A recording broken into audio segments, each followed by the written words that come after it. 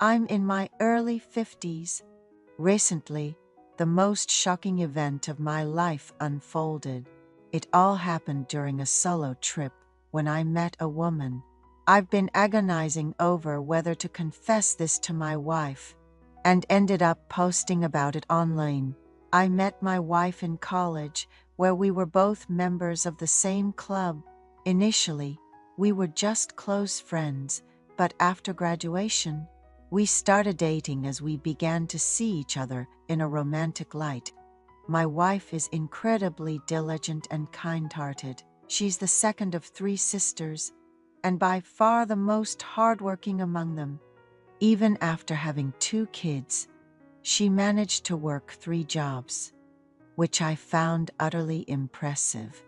Despite my urging her to take it easy, she was adamant about saving for our retirement, even if it meant cutting back on sleep.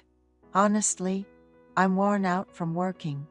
I've been doing IT work for years, with no weekends off, and it's been overwhelming. I find comfort in talking to my wife more than hanging out with friends. Gradually, I've come to rely on her, pouring out my work-related grievances to her. She's always been my rock, comforting me by saying, "If it's too hard, just quit. I'm earning too, you know." Her words felt sincere, and they gave me the strength to keep going.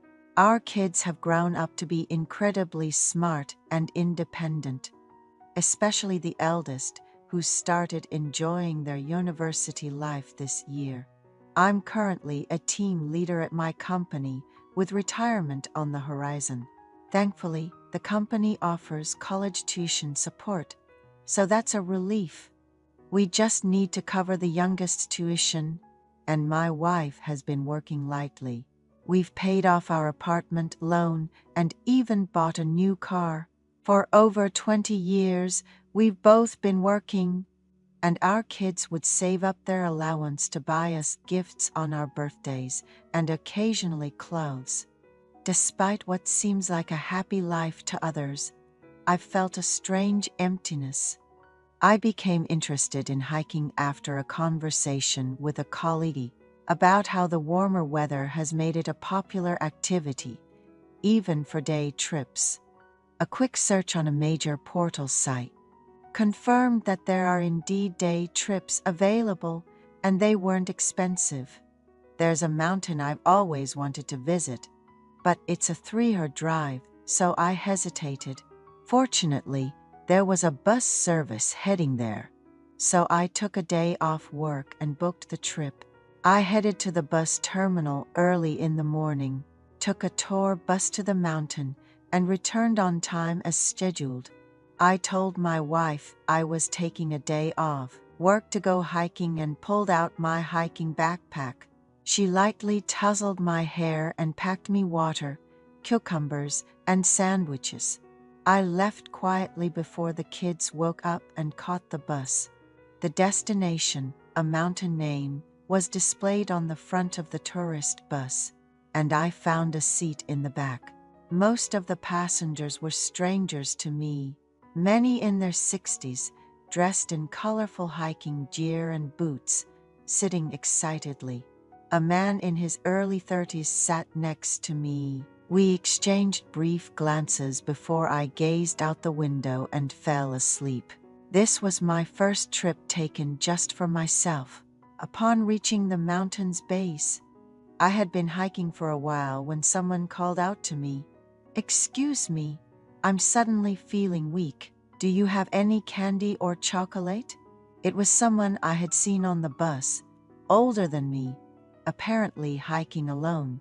I quickly found 2 chocolates in my pocket and handed them to her. She thanked me profusely after a while, saying she felt better, likely avoiding a hypoglycemic shock. We continued climbing slowly. About 30 minutes later, she asked if I minded her joining me.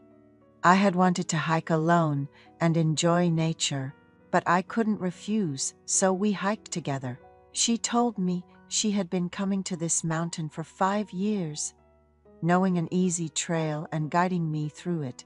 At the summit, while I ate the cucumbers and sandwich, she offered me an iced Americano. I thanked her and asked about her earlier condition.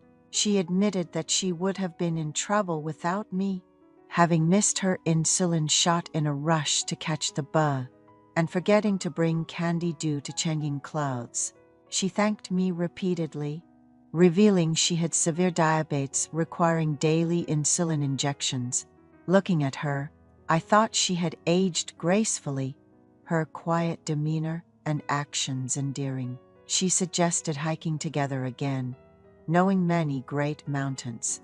I was about to say I'd bring my wife next time, when she offered to treat me to a meal at the bus terminal. Without thinking, I agreed. After descending the mountain, we hopped on a tour bus back to the terminal. Being someone who isn't picky about food, I let her decide on the menu. Instead, she suggested we grab a drink, to which I readily agreed. Despite having diabetes, she mentioned she occasionally indulges in alcohol but manages it through exercise, assuring me there was no need to worry. Living near the terminal, she shared that her children were all married in their late 20s and her husband, who conducts business abroad, visits only about twice a year. The distance had dulled their emotions, she admitted. Mid-drink, her eldest son called, saying, "Mom nearly had a fall during today's hike. But fortunately, the person who helped her out is with her right now. Yeah, don't worry about me. I'll take good care of myself." Before hanging up, she was incredibly upbeat and positive. She expressed a desire to share her plans and asked for my number. We exchanged contacts and parted ways. A few days later, she reached out, asking if I'd be interested in joining her for a hike on Saturday via a tour bus. Without consulting my wife, I agreed. After booking through the link she sent, we sat together on the bus and enjoyed the hike. My wife, enjoying her alone time, trusted me amidst the frequent incidents occurring in hiking groups. Despite feeling a bit guilty, I chose not to dwell on it. I found myself deeply attracted to her understanding and empathetic nature. Honestly, my wife seemed older than her age, while she appeared at least a decade younger than hers. On our third hike, we ended up creating a secret. I lied about going on another hike, dressed in my hiking gear, and went to her place instead. She complained about her husband barely being home and acting like a lodger when he was. I helped alleviate her grievances, and we've been seeing each other regularly since. People might question what I'm doing with an older woman, but honestly, I feel more compatible with her than with my wife, bringing a sense of novelty. My wife, who used to hike solo, now seems healthier, which somehow makes me feel guilty. I plan to prepare a special event for our upcoming anniversary to reassure her. Juggling two women has been challenging, but I'm more inclined to enjoy this situation.